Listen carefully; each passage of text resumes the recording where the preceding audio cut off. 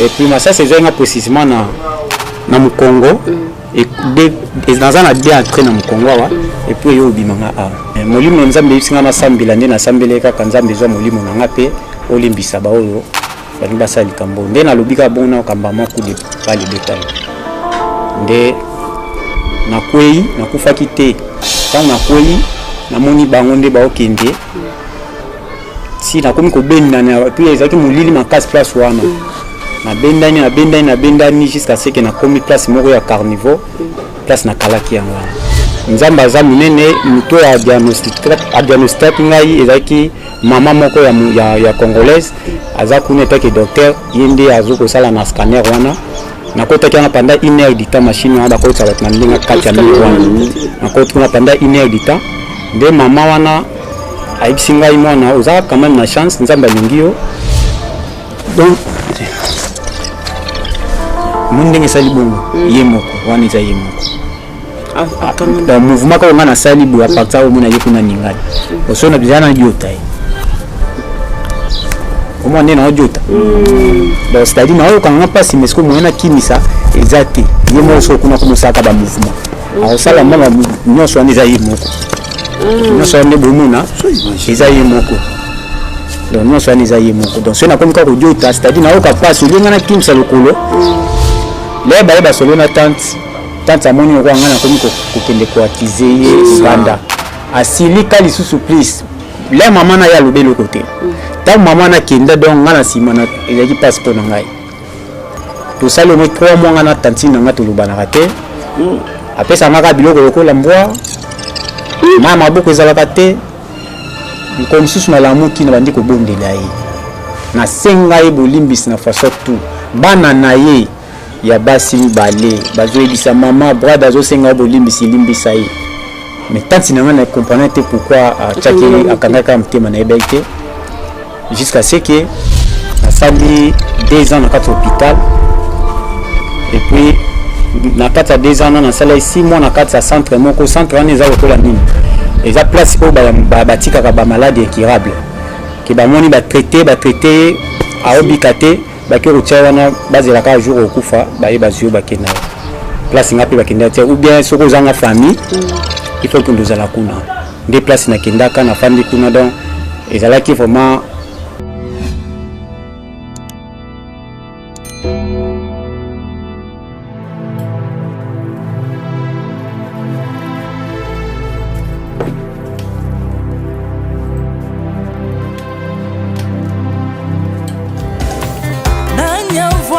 Jalokola yo Tanyangwa koka nino ya wanzambe Uni masomo ya ekusu konanga Okufose kwa kwe uzali nzambe Yesue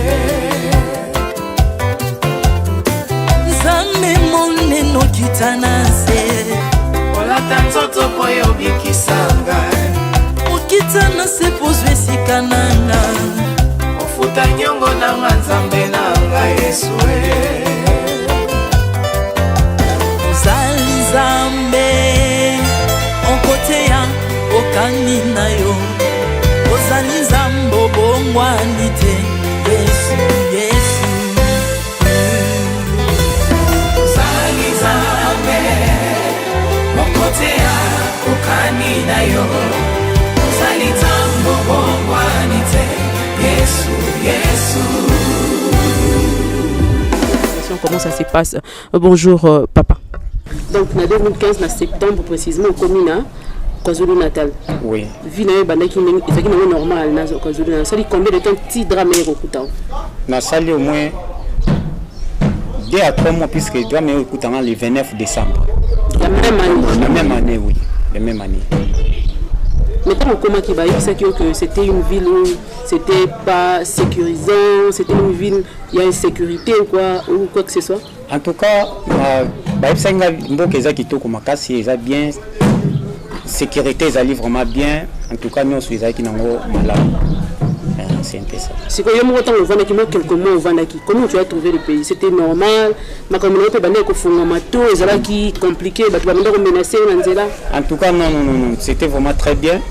C'était vraiment très bien et puis pour na bandaki pe musala mobala tanti na nga pesenga musala na bandaki ko ke musala malgré zaki musika faut que je transport pour na travail bon pour na to benga ba garde donc na bandaki ça na supermarché mo munene benga na kombo ya macro benga macro parce que ndeko sala donc na ko banda musala na likambo kamé kokulu donc na bandi musala après 2 à 3 mois de embuscade toyokutana ngo na problème ya xénophobie.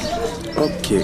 Embuscade, notre premier problème, il y a xénophobie. En tout cas, très chers fidèles, vous qui nous suivez partout, Toyebi Yango, Oyo, et ça là qui passe vraiment, Ndenge Bandekonabiso, South Africain, Ndeba Bandeko menacé, Oizali, Batu Yambo comme Soussou, et Bele Babou Sabo Moina Bango, Missous Batumba Bango. Moi, dans d'autres images, j'ai constaté comment est-ce que Babanda qui même que boit ba pétrole, na ba immeuble, ou ba africain, Bazali, et surtout le Congolais. Les Congolais, parce que hier, tout le un peu comme monde est vivant, il y a d'autres Congolais qui ont perdu leur vie et malheureusement, des Konabiso a trouvé accident membrane inférieure et ils ont travaillé les sous-soutés. Il est devenu handicapé, donc c'est-à-dire à Botama Bongote, il travaillait, il marchait comme vous et moi. Malheureusement, problème est au Komelae. Ensemble avec lui, il va pouvoir nous expliquer. Et Bandaki Ndengeni, c'était quel jour? Nini komaki ezalaki nini o esalemeli bongo ndeko na biso bato bazali kotala biso c'était quoi ozalaki wapi c'était pendant le sommeil la journée la nuit ou comment expliquez vraiment bato ba mais un peu qu'on comprendre. OK merci ezalaki précisément na soir il y a le 29 c'était à 20h tozobima 29 décembre 2015 tozobima d'Urba d'Eben poto kende na Johannesburg. Bon, tellement contenu vraiment ya nazaki na connaissance ya banzela mingité papa na ngai mobala tante apesa ki ngai chauffeur moko apusaka ba grand car tozo benga ngo ba remorque ba track wana oui ils ont ça convoi il faut le ba véhicule kolongwa dirba tibi misango Afrique du Sud et ni Lubumbashi ngal beno kende na neve na nga otika na Johannesburg, Johannesburg, là vous vous dirigez pour Bokende, destination directe des Alaki Wapi. Nanga kende na Johannesburg. OK. Na kende kuna na kozonga, na kende comme mission mobo na kozonga. Mais na transport ndeto kende déjà il y avait suspect pour chauffeur azalaki arumbeli kuna makasi azana maîtrise makamba kuna et puis akutana na ba xénophobie déjà mingi. C'est un Congolais. C'est un Congolais, mais Azalaki déjà pour sentir quelque chose. On a comme si Bazo filé biso. On attend d'abord après combien de temps? Tolomé est né KwaZulu Natal. Tobini Kutuna, KwaZulu Natal, Azana deux villes. Azana ville il y a Dirba, Debena ville il y a Pietermaritzburg. Parce qu'entre tous les deux villes, ils ont un péage. Donc quand il péage, comme il bouchonde. Chauffeur a bien tellement pour a kutana ba collègue même situation ba comme carburant ndenge zala kaka na ba voyage tout ça la koto toyebi a sali pe ba chana tozaki seulement 4 personnes ngai chauffeur na deux clients mususu parce que ba client wana ba si sono tozo ya toke ko somba ba cold drink ba masanga wana ya plastique ya lomela mais là à peu près distance il y a 100 mètres ou 150 mètres. En attendant tous la bango de début à xénophobie pour na biso banda ki wana donc directement massa c'est bandit ndengeni bomoni bato baye s'approcher vers Bino. Oui, qu'est-ce qui s'est passé? Oui ngana zaki na kati ya ko babinga cabine ya na chauffeur na sima wana remorque na sima fandi nazanga ba écouteur na Hollande mais nazo ressentir de ba coup de feu. Chauffeur azana senga likolo deux personnes wana baki kosomba ba col drink to la banque. Ba Congolais PK deux personnes. C'est ça des Congolais. C'est-à-dire pour éclaircir un peu l'air bande comme sous na kati mutu kwa na équipage bazali na bango ba kiti po ba kesomba ozali ba canette ya komela et puis ba mekempe ko renforcer carburant.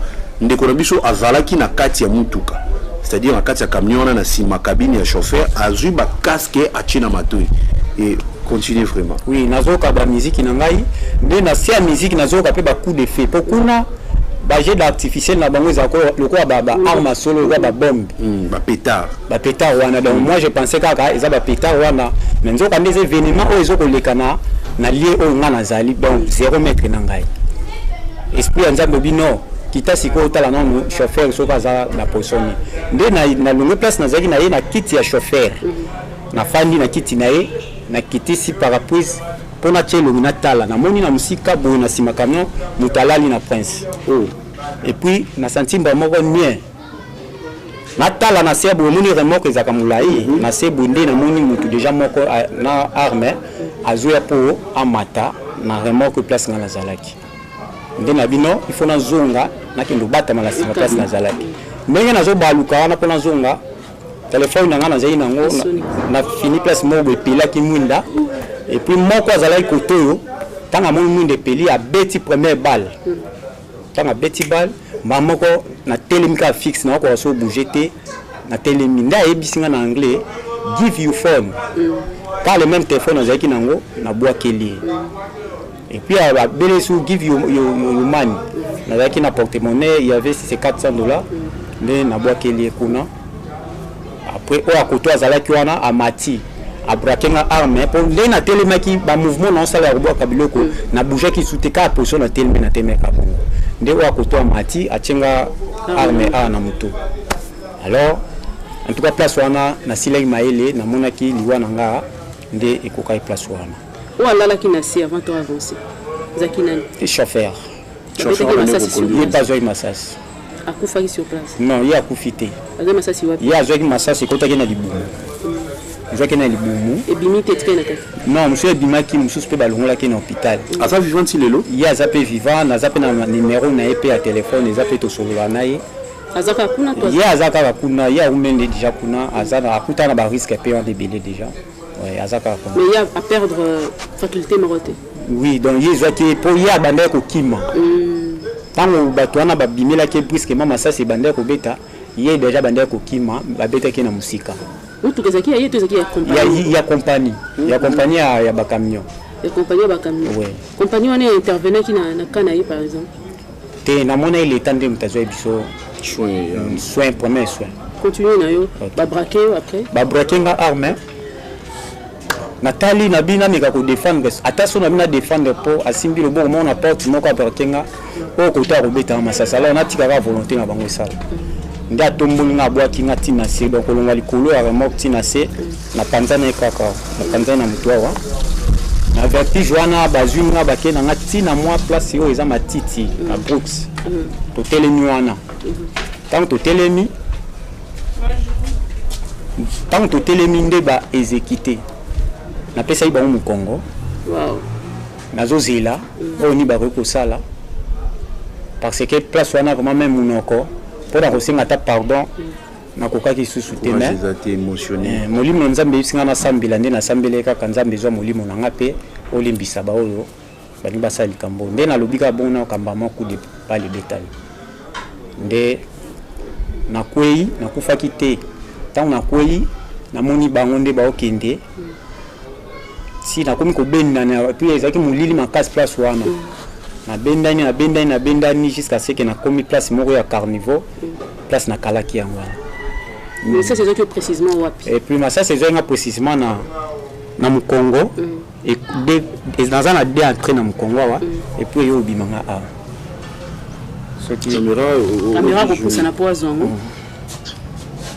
donc tant ezuyo et bimi bongo okoki quand même kotambola to banda ko benda nakoki te donc ntango nabandi kobendani place force esilaki na suki wana ya kobendana na ndenge ya nsima nde sikoyo nazali na telefone moko ya batushe esoninga na poche ya telefone na poche ya pantalon nde nabimisi nabika papa babetinga masasi nakufi loboko ekiti nde nameki kosimba wana papa abengaki place mombala ya tante ben nayebaki mpe te moto abengaki nalobaki kaka mobali nde nasimbi lokolo nayoki lokolo na ngai me nazo kosentir yango te nde place makasi esila ngai mbala moko na perdre connaissance dans de 20 heures wana kaka nde nabile nasimbaki nzoto na ngai boye mpe place nakataki vraiment donc nazalaki lisusu te nayebi lisusu te alors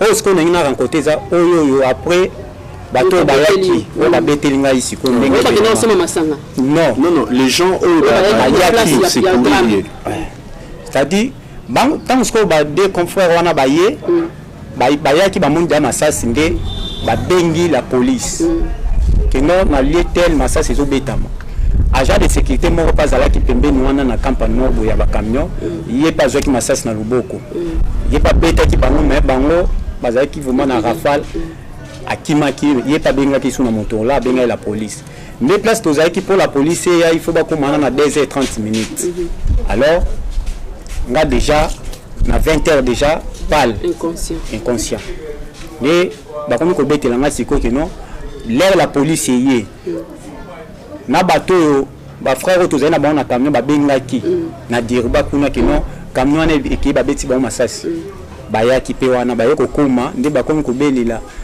babi tozobelela o Rachidi rien bareanime nga place wana rien natikaka ata korépondre te ndenge balobi bakotisi biso na basaki batie biso na basaki ndenge ezalaka bato bakufi batie biso na baambulance wana nde bakenda biso na hôpital banda kodirige bino directement na morgue ou bien mpo bameka mpe kotester si vous êtes encore vivant ou comment bon kuna place tokendeki batiaki biso nanu le car et puis baozela sikoyo chauffeur pas aki inconscient ye pas aki inconscient ye kutalala ekuma moto ya liboso na presse excusez une petite lumière dans cette zone sombre qui a appelé la police pour baya kuna nana bengaki bango deux personnes babengaki eza bato mibale tozali na témoin ou bien oyo bazalaki mpe bazalaki victime donc bazalaki tokoloba baza victime mpe na témoin parce que bango mpe bamonaki événement ndenge elekaki mais bazalaki camouflé quelque part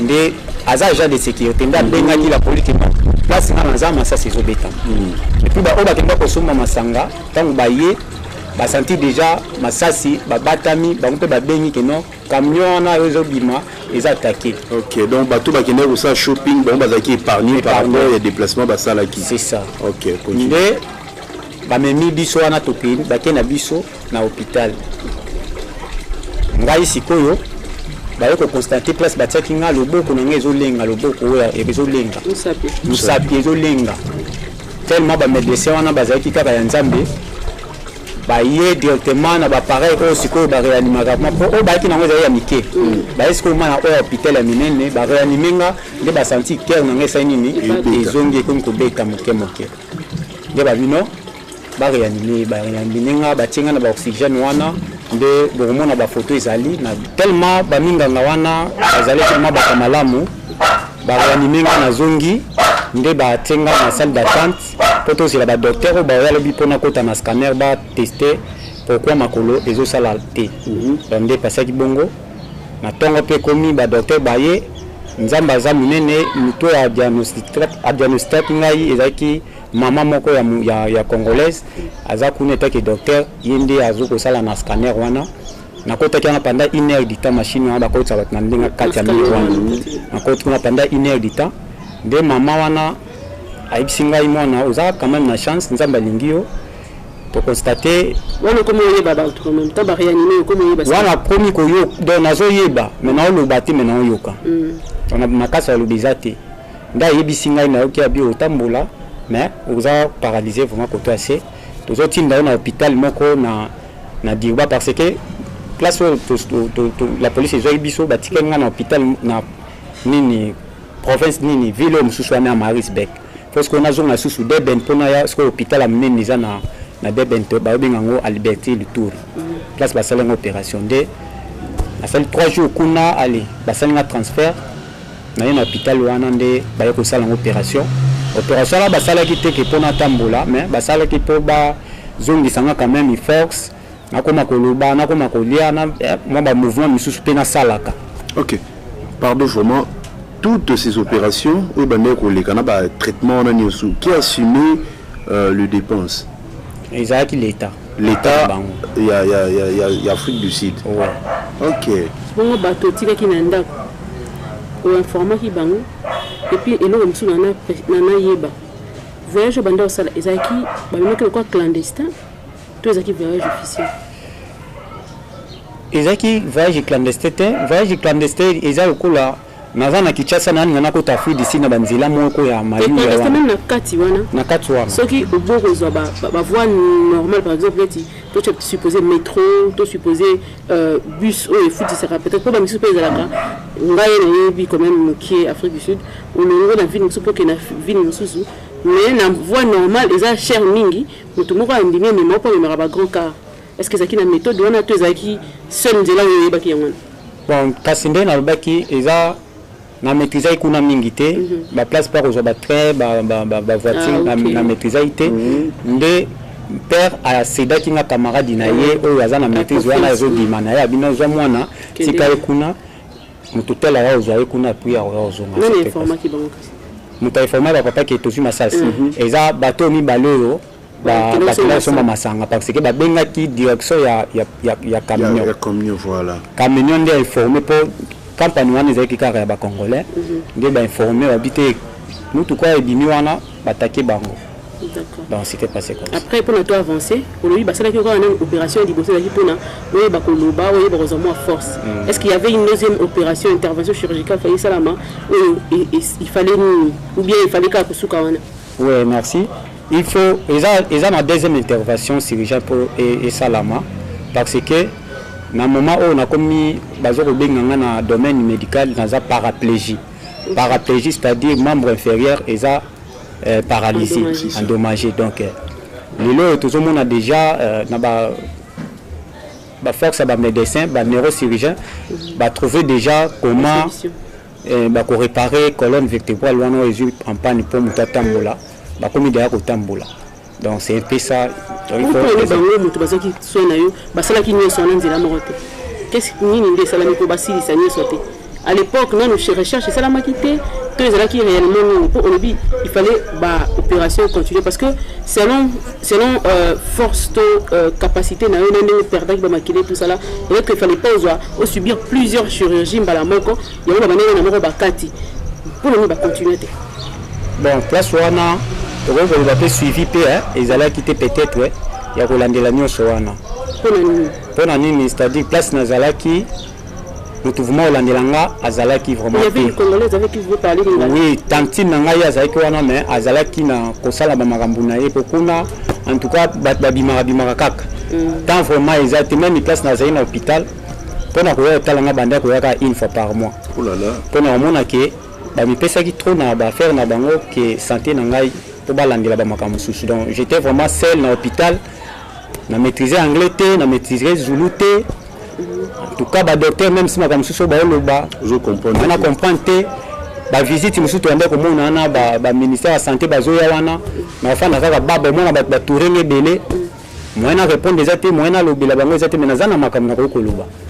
donc c'est ça ma deuxième chirurgie pour na tamboula, mais ma coquille vraiment est alité et puis mutakora kolandela dossier tina sukazate pour l'état vraiment landela soin nanga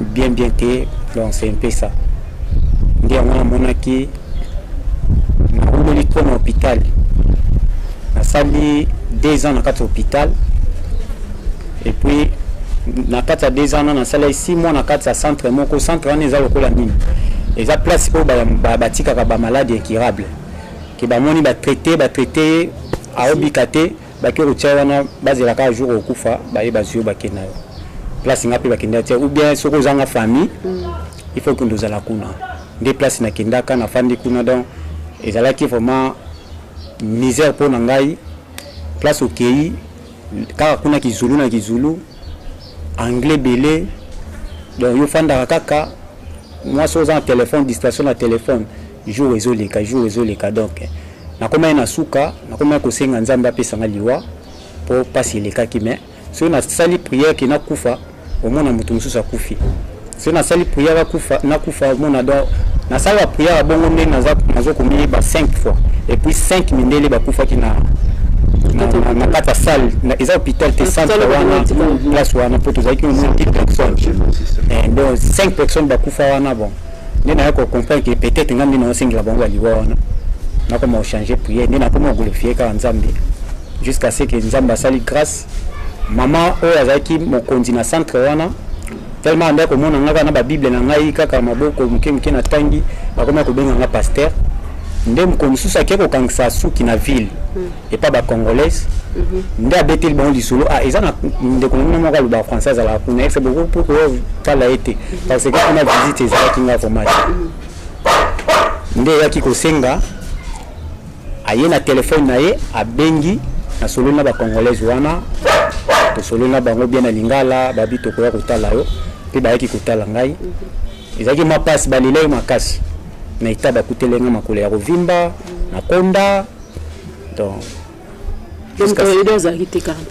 donc kuna bake kotika parce que bayebi na famille il faut na kufande kuna pe bakokunda mais tant que tika wana famille na yo ezalaki kuna bayebaki te bobenga na pete jour oyo baobimisa na hôpital po bakendanga kuna parce que hôpital place nazalaki accident inondation ya ba arme wana talaka xénophobie tout passé ba tebele bazoma ba sasi ba makambe belé donc ba place ezalaki sous na hôpital nde bayaki débordement batusuka na seboyi nde ok bayo déjà bazwi mwa makasi mokebo kende bando landela bino kuna na hôpital baya osala mibation wana les écoute bazo kozwanga na lela makasi na bi mais famille nanga bazana dirba kuna bobenga on to babino au signaler bango les sese to kena pe baninga bazwa place nde to kenda kala na ke nde na komeli bango place wana pona oya donc banda ko yaka kambala moko par mois bon c'était ça c'est-à-dire pendant tout ce temps là bando liandini en tout cas wana grâce à Dieu l'état sud-africain bazar bien organisé côté à l'hôpital malade nyonso bailaki biloko bakoyela malade ezaka ba secret donc nyonso kolia ezalaka na kati kuna balesa biso ntongo midi pokwa biloko sala guna bango kasala guna biso. Question ma question c'était ville au comment et si ka ba déplacer ki bino na famille na yo ezalaki pembeni ou bien ezalaki musika ezalaki quand même ville ezalaki musika ezalaki deux villes différentes mais dans les mêmes provinces. OK.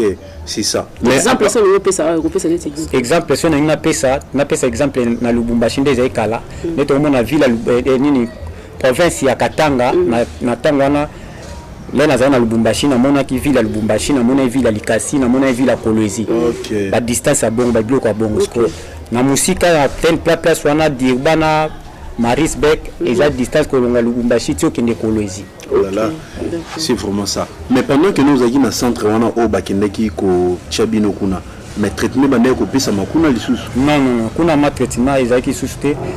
Ba koma ko ya une fois par semaine ba kiné c'est ça bangwana. Voilà. Ba ko ya kaka ba nyoluso kaka makona maboko boye ba ki.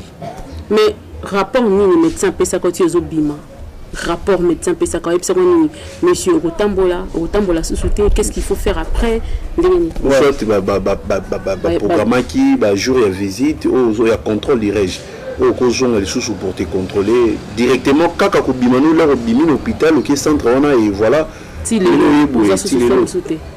tant na bimino hôpital na bimino na hôpital basanga opération bazong singa na hôpital wana na Marisbeck nde na fandi kuna banda ko landela ngo zong sanga ba mai juste assez que ba mona ino ça va akomene mo makasi pa komi ko loba nde singa ki sikoyo batindanga na centre wa tant na centre na kiyi avant na kende kuna docteur moko ya congolais na place basanga opération ayaka dans na bimina na salle d'opération na salle 10 jours nde docteur anaye famille na ngande benga ki docteur wana po bayebi ya sala kuna po wana ezana ngamula maona dirba ndi docteur wana ye kotanga rapport médical na nga o la docteur basala une opération batikaki atanga na otala ebu atanga silisi abengi famille abibo ya abaye abi soki ezalaki kama mabe na ngana benda bino mopandi na yebisa bino po ya yebate nazolo bango na misu na bino na ye po boyeba mwana na bino akotambola mais kozwa étant mulai soki basali opération mususu te et kozwa étant mulai wana comme volontaire nzamba sala action mo bona kata colonne mais akotambola soki basali opération wana docteur wana luba bon ba mère pe ba yoka biso nyonso esila na ndenge na kenda kuna na nyokwa mikuna na hôpital wana ba yepe bazwinga ba bimisinga na kesi ko na famille wana o bazwa kinga ba ibekishenge pa na bango kuna pe na sala ko mo 6 mois.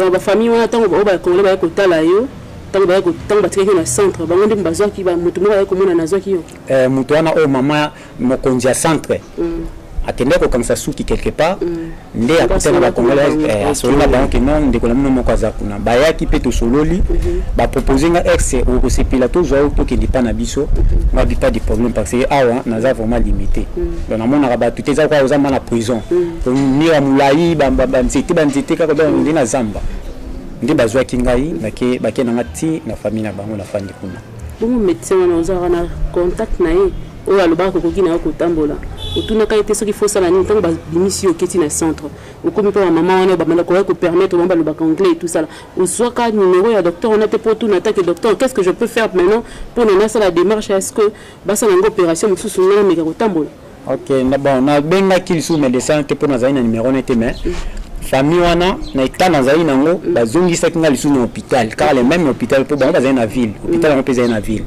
bazongisaki nga kaka na le même hôpital c'est-à-dire baki bafongoli sous dossier mpona banda soin nde bango babia ok ça va pas de problème tellement déjà komi pembeni awa boya kaka boye kine ozongi ina nazali na baporte ebele na makolo bapesaki bakisi baswana nga na ndako mpo hôpital ezali mwa distance mais à chaque fois na bandaki kokende kuna naye kozonga nake nazongi jusqu'à ce que donc wana nyonso wana ezalaki nanu nazwa makasi et puis passeport eyaki visa eyaki koexpire po 2 ans nakangama siko esengi nasalisa mokanda mpo nabanda baprocédure mosusu mpo aser pa koma koedenga na mwa quelque chose nde aser atindai ngai nakei na omafe eza nake ozwa mokanda donc c'était comme ça bongo ambassade na biso na makambo nyonso elekeli omonaka yango te okomela ambassade te oibenga au secours congolais aza awa azwi problème okomaka est-ce que baambassadeur diplomatie na bango kuna basala te ke soki congolais azwi problème baya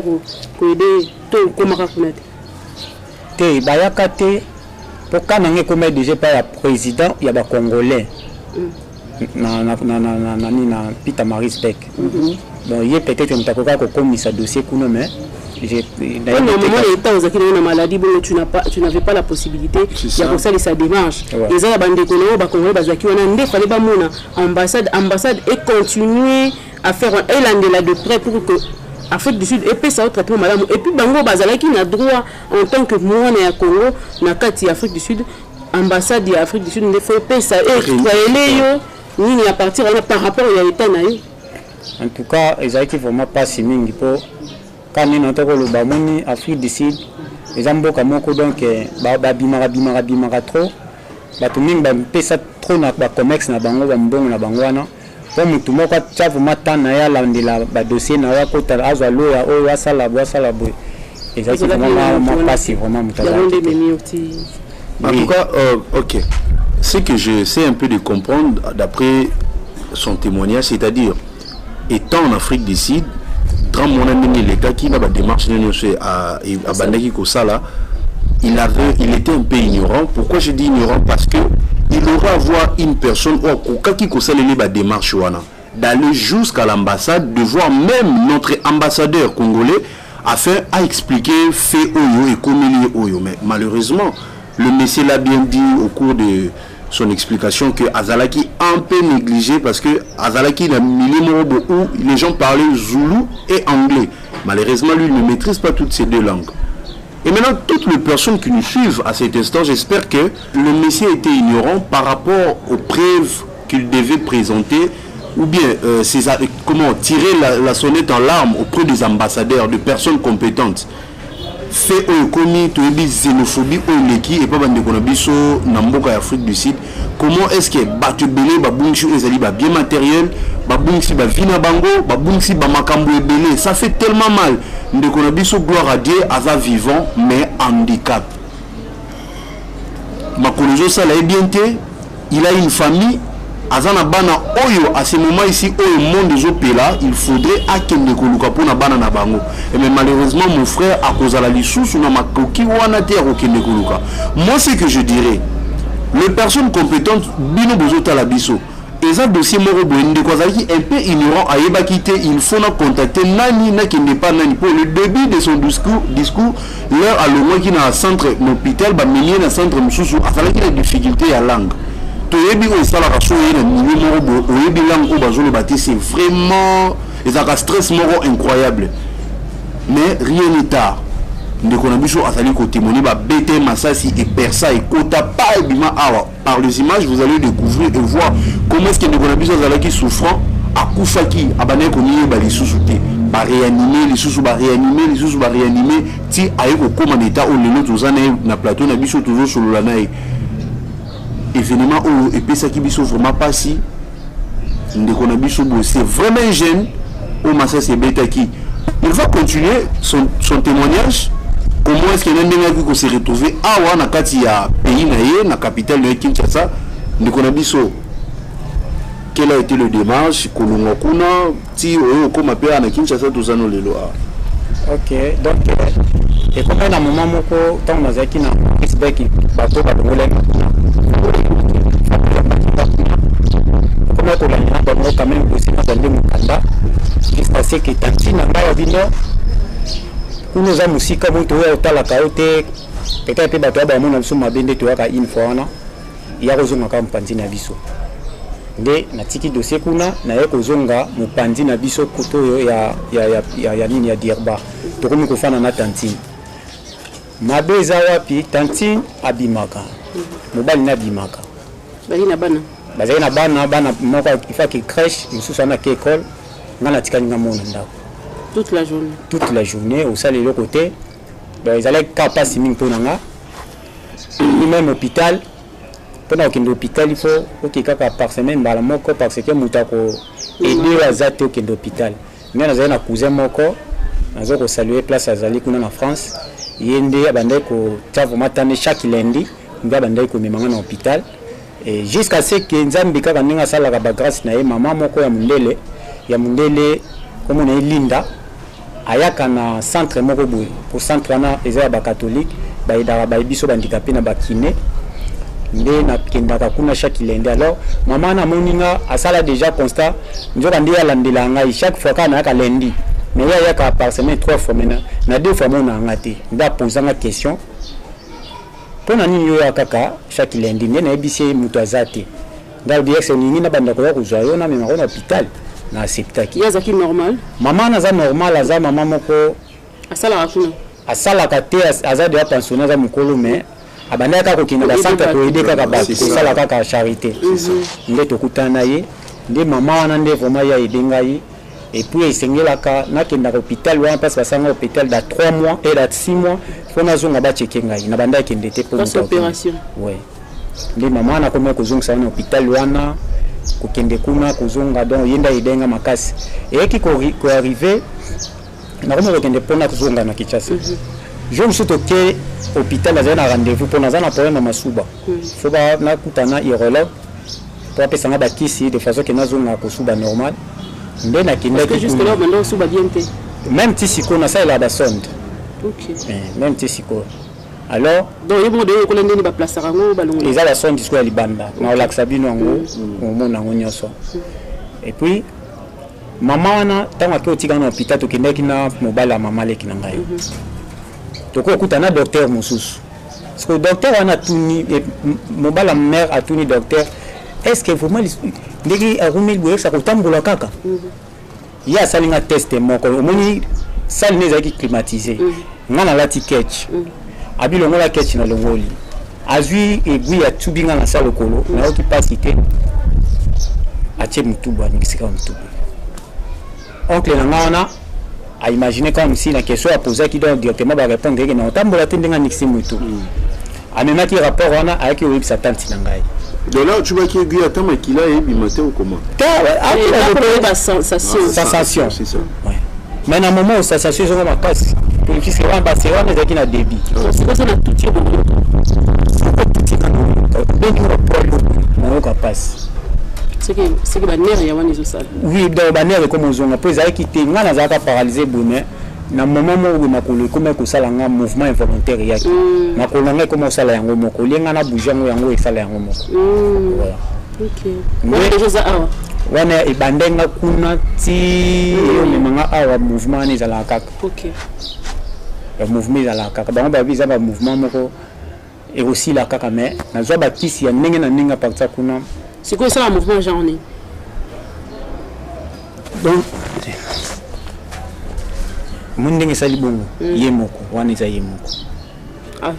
Le mouvement quand on a sali bo à partir au mona yekuna ningani. Osona bizana yota.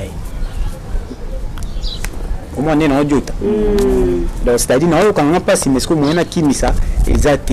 Yemoko kuna kumusaka ba mouvement. Alors ça la mama nyonso eza yemoko.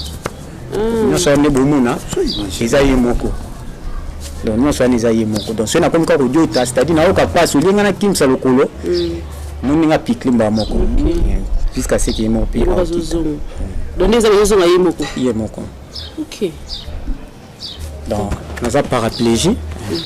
De ce que mobile tante a ministre ngokuna te ba doit tambula isusuté. Les tantes abino il faut yuzonga ka Congo. Na me écouter ici yo ebi bien au Congo. Situation à Congo traitement ils a malonga te. Na itana ngai exe na ko résister na Congo. On a babio tambola te otika le handicapé libela ozonga ka Congo bandata ko kende Brazza nde ba handicapé ba kendaka salenga passe makasi. En tout cas ça fait mal vraiment. Ça c'est quelle façon d'expliquer aux gens.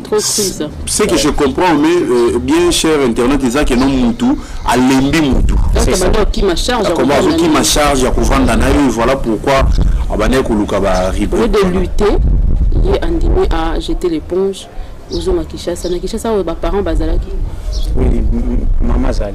Mais kene na temps on le babongo après abana ba dit le babongo non. Là le bibongo na fc tika na fanda tawa. Donc makambo ngone ezaki na avril 2018. Na kamani ya obanda ko yebisa ko yebisa na zonga. Na fc tika na fanda awa na landela traitement non faut zonga kaka. Na koma ko tchaba stress. Et puis si on a que hôpital ba maman na hôpital nzoka nde ba observer ngai yo nikolo kondi bondeni na obomba jusqu'à ce que na habite fona loba na bitala pour maison na katanda ku bobo c'est vrai nde ba zui maman moko ya service social wana ami ba pouvoir ko so na tantine expliquer pour ya za du domaine atali il s'agit pas comme ko assister na moi quelque chose il y a contribution ko ya ba pesaka. De façon que nazala wana les ba solo na tante amoni ko ngana komi ko kende ko accuser Uganda asili kali sous please les maman na ya lobelo côté ta maman na kenda donc ngana simana ezaki passeport na ngai to salo mo 3 mois ngana tante na ngato lobana raté apesa ngaka biloko lokola mbwa mama boko ezalaka te comme sous na lamuki na bandi ko bondela ye na senga e bolimbis na façon tout bana na ye ya basi balé bazo ebisa mama brada zo senga bolimbis limbisa ye mais tant si na comprendre pourquoi chaki akangaka mtema na ebité jusqu'à ce que abia robeta bana na eboti ko kota likambwana ngabi ça va nandimi nazonga nga sala kasoyo ko sala nazonga ndak ayako kindi na aser a komi kuna ebisi bata aser na il faut bozongisa ye aser a tout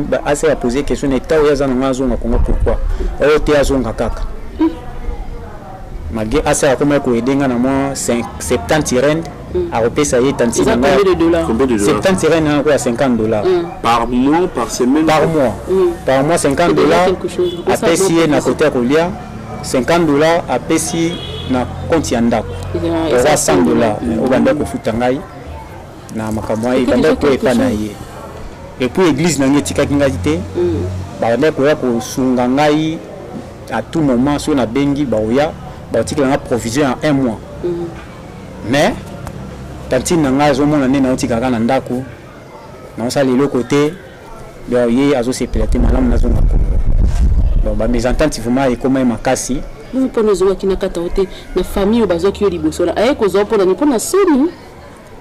Donc famille wana ba ko zonga tellement bazaki musika na perdre ko ba coordonner na bango téléphone ezaki susté ba coordonner na beaucoup na yo zonga ndile na commune ya Sandi na soluna ba regretter à kosakana te pourquoi ça surtout na bina lo bandeni nazale kwa muto ba okangala ndako ba ngo bimisa été mais yo tuni bango te est-ce que siko ko entreprendre des marches mususu OK te pona ça ni baba na démarche pour basala la yo opération etikali parce que sensation ezali na makolo. Opération nazo ko solo dia ba docteur ebele oui ba lobi ba kosala opération na mais ils ont 50 bon ebele. Combien? Ah watokuna. Ezana nini oyo na solo na ba docteur ya Luxembourg. OK. Ba neurochirurgien kuna na tindela ba rapport médical. De ba bino tu vas marcher pour ça l'opération et après Hollande kiné au Tamboli mais bah c'est 14 000 euros. 14 000 dollars hein. Et bon bah check euros et que ça là 15 000 et puis 100 euros pour la consultation et puis bah pour bakisambon on mususu contenu à makambo bah comment en réalité tant dans sur les terrains 15 000 14 000 euros on a c'est juste pour l'opération d'abord c'est ça pour l'opération oui bloqué et puis 100 pour la consultation et puis au fur et à mesure là qu'on découvre quelque chose d'autre chose imprévu à côté parce que imprévu est occupé aux zala il y a un de bassin la moi substance même moi besoin la moi pembeni contenu ya mama maltitenga trop mundele na ngana limba bino ay benga na zonda ko futela mais kuna na Afrique du Sud wana bango un handicapé boyema ko zonda fulimo ko ça va toujours accompagner na tamboli même na ba centre ba via ba boyingai to meki ko to kanda kuma ndako ils ont mis parce que nazaki ngamoko nde choix ezala kité abeno na reculer na nous nazonga na Congo na bongisa makambo après nazonga ce kuna pona continuer ba démarche mususu nde na solisaki batu na église teno na ngina zonga Congo bon pe ba regretter makasi mais expliquer bango nyonso wana ba ya pe ba solo wana tantine aboya kikaka nde église esomelenga billet azwi apio na ye donc ayaki vraiment bien na date ni le 17 septembre toujours. Excusez, combien? Pardon. Malgré pression autant de sabandé kocha, mais église nous dit assurer qui voyage na yo, babier tout kozo ngabo. Oui, parce que y a qui na ACR kuna ngere zo ba démarche malé tandis que kuna azo ko faire souffrir ngai. Na zai vraiment na mutu ote na ko kende opposer kana ngapo bato nyo songa na yebaki. Bayiba inaye. So na ko poser ka wana tangu ba wa tune ngana ozaka toujours victime abangila nga ko sala o ko sala. Ngai vraiment chose à la vérité. Né à Mona. Vous avez le 17 septembre 2018. L'église est sombelée bien la facilité. D'ailleurs, que j'en ai wana, bon, on peut baser ma surprise. So, on a sur la kindai fête, c'est un certain samedi, bah, qui fête. D'ailleurs, on a ba minuit. On dit si bon, on a ya ba 4 heures, bah, on a aucun. Bah, kamwe. Pour y pas d'aller qu'on dit maté. Que na ozonga parce que pour na bino bondela ke na ya limité ndé na sala makam na se na se na prescribe bango ndé na 4 heures wana GPE wana na se immeuble benginga esi bango dadi binisi na ba koli na ngana kende ndé na monitanti na ngaso ayi wana ba dikolela na ebité abandika kolila ndé na FC bo tanti ngala kiye botika malamu toi merci na ndingo ya mbaki ngai malgré na ekina makolo mibale nazongi na chaise roulant eza nzambe kai moko alingaki nde tozwi mutuka na ngai na mbali nena ba église tokende aéroport ya Dirba nde na yaki Kinshasa depuis Kinshasa na tante isoloza nini ACR ao kenai komona bango te traitement moko de Jésus depuis zongi awa na ye na bandi traitement na Willery na bandi oui na bandi kuna to poser bango question na otambola kan na bakine o salanga ono yo yakaka kine to bandi kine na bango après 1 an mbongo si mbongo et le côté donc tellement ngai faut basala ngai opération au niveau à colonne vertébrale pour moi ça c'est ça qui a pembeni c'est ces colonnes les yeux qui m'ont choc il faut pas remplacer parce que na tellement la vidéo mususu ba paraplégie ba changer bango ba moins l'épinaire on a ni ba côte ya colonne ba changer puis ba tia artificiel mais mutu pas tamboli donc qui n'est vraiment pour nga ils nous permettre ce non ça qui n'est qu'à peu na nous ça na ko ka Canada les ministres mais problème nga meza il faut opération c'est sans opération na tikali bo libela na libela wana volonté ka nzambi sala pour na tambola mais ce qui ba neurochirurgien basimbi ngai na otambola lisusu pe na continuer makambo mosusu. Ok, très cher fidèle, en tout cas c'est un témoignage très choquant. En tout cas j'ai de larmes. Moyen na bimisa ngone longi boyesa ki na motema na ko sengi na mawa. Et qu'on a mis son imagino. Okenda ki mboka papa ya pona koluka. Okena dema kolona yo ozonga boye na chaise roulante, ça fait mal. Ça fait très mal. Peut-être difficulté au yazo vivre et ça kaka ninga zo ko témoigner ngona munoko. Mais yemoko à mon rapace pour sortir, il faut la chaise. Il peut avoir l'envie de déplacer, de faire un petit tour avec ses collègues. Malheureusement, à Kotambo la musikate, to yebi pe biso na bakomona biso abanzele za la ya beba beba mabulu na mabulu. Ce message est tellement fort. Bino batunyo sou bozali kolanda biso à cet instant, ndeko na biso, c'est fort possible à travers l'opération à retrouver ma membrane inférieure nae. Mais à une seule condition, il doit passer par une opération chirurgicale, c'est-à-dire son colonne est endommagée, bakoti kocha qu'on remplacer l'homme dont je ne maîtrise pas de termes chirurgicaux ou de termes médicaux pour essayer un peu de vous expliquer. Mais à travers les images qui seront projetées, en tout cas, vous remonte vraiment ndenge nini et kolekaba opération wana. Mais cette opération coûtera 15 000 euros. 15 000 euros et ça à Istanbul. Et si quand au Borsal, c'est-à-dire en Turquie. Nous voyons na ba télé awa il y a des gens au ba pesa remona na kabelo mutu il y a 24 000 $. Na kabelo mutu nini boy il y a 50 000 $. Je lance ce message à toutes les personnes au bazara na motema sincère na ya bolimo ya kosunga batu. Chers confrères, chers amis, Abedachou, en tout cas, Kobeta vraiment karaté. Abedachou parce que ton nom, il aux arasomoni mutasali boa sekika mukebwe. Obimisi mongo PC aba supporter ba gagner mon na minute yo mongo kabila ke commissaire maman na nduma na nino na bumbu. Et voilà les cas, il faudrait mettre le main.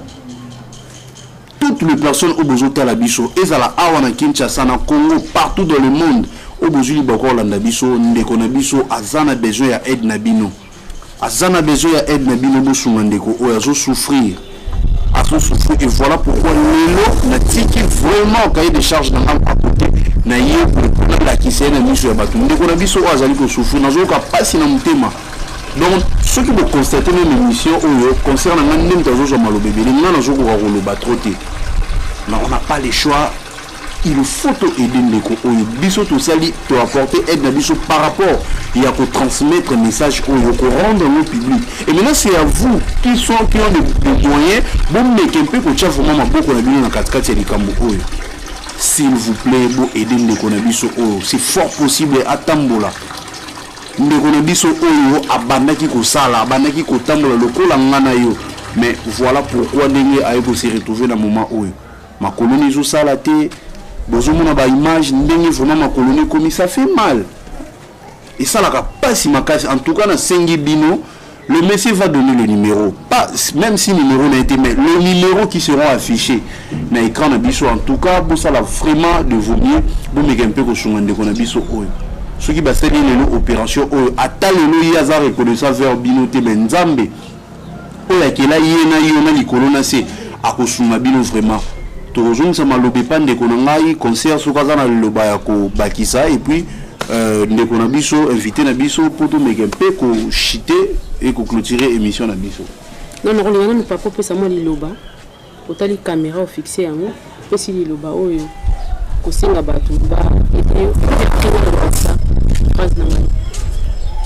OK.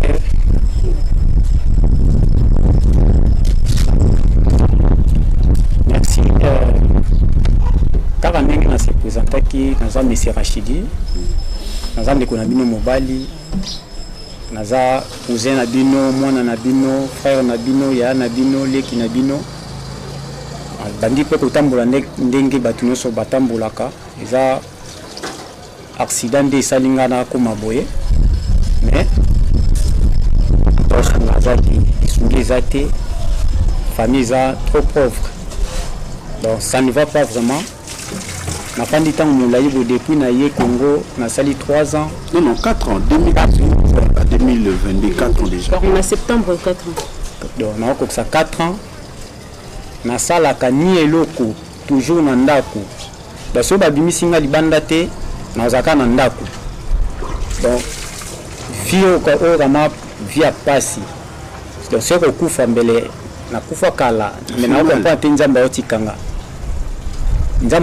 na nakokomprendre te donc pasi ematiti na niveau ya koleka yango na bino naya devant bino bomeka kosunga ngai oyo amonani na mawa nzambe atushe motema na ye asunga bafrère na ngai église boza partout église eza partout na monde entier oyo aza frère na bino LD Kalanda asali mission ndeko na bino frère na bino LD Kalanda apôtre Paul oyo nyonso ayebi apôtre Paul na Congo mission Lubumbashi yeyo devant bino akoma paralysé mamba frère esalaka lisusu te nazosenga lisuki na bino boyede ngai akoma paraplégie naza paraplégie boluka même na bagoogle so bobetaka paraplégie bokomona et puis preuve ane otali exe paraplégie baotambola to te bokomona baolakisa bino na baimage na baopération baosala baparaplégie baotambola donc ngakuti naza nano na chance parce que basensation ezali bamouvement volontaire ezoya kutu ya makasi aosakana te badouleur na makolo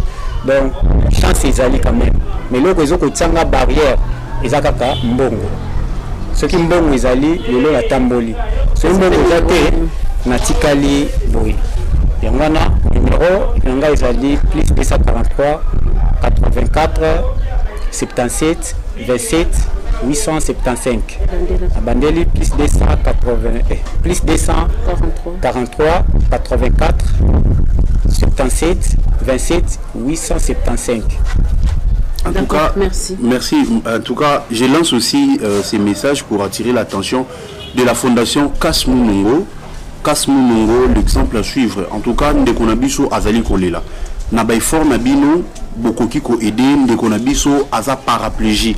C'est-à-dire, il aura encore de la chance, il y a pour retrouver où ils ba membrane naé, azong la activité normale à une seule condition à l'écaner l'opération. Fondation Kasmu Nongo, je sais que Fondation Nayo est à plus pour les personnes vulnérables, de personnes vivant avec handicap. Ndekonabiso Oyo azo souffrir. Na tiré vraiment attention à Bino Boya ko aider Ndekonabiso Oyo. Boya vraiment ko aider Ndekonabiso Oyo. Na zone simaloba et pas concerne ngai pour à clôturer émission vraiment. Merci beaucoup Jordan, merci Papa Rachid. Vraiment courage à toi, force à toi. Dieu est là, na conviction, na courage. Moi, je suis trop sûre qu'il y a quelque chose de bien qui va se préparer, que Dieu prête main à tous ceux qui voudront aider, qui numéro n'a outil coupé ça tout à l'heure. Je voulais illustrer, avant de terminer, illustrer ça par une petite histoire de moi personnellement.